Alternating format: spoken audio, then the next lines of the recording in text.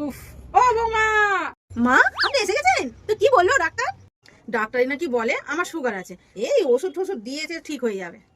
ও তুমি মাথা না নাড়িয়ে আমার জন্য একটু চা করো তো দেখি। আচ্ছা ঠিক আছে।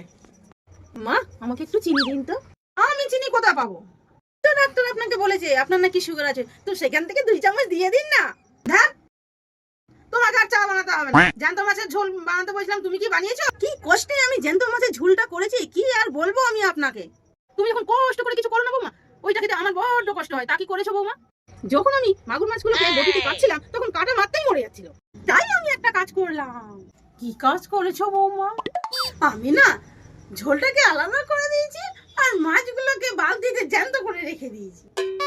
আপনি যখন খেতে বসবেন, বাটিতে ঝোলটা দিয়ে ও তার মধ্যে একটা জ্যান্ত মাগুর মাছ ছেড়ে দেবো, তাহলে একদম জ্যান্ত জ্যান্ত ঝোল খাবে, তাই না?